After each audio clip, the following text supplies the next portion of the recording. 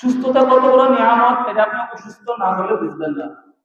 তারপরেও যদি বুঝতে চান, আপনাকে যেতে হবে সরকারি কোনো মেডিকেলে।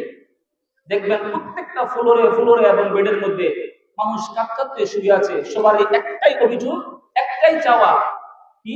সুস্থ হোক, আর কিছু না।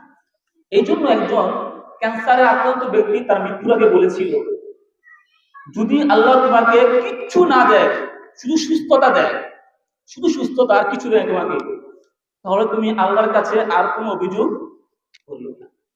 এই জন্য তাআলা এই গুরুত্বকে বোঝানোর জন্য তিনি একই সূরার মধ্যে একটা আয়াত তিনি 31 বার এনেছেন। কি আয়াত?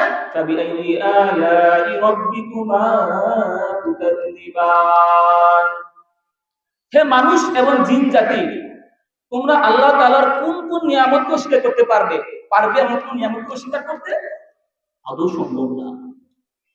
আমরা একজন সায়েন্টিস্ট বলেছিল, আমরা প্রতিদিন 550 লিটার অক্সিজেন গ্রহণ করি,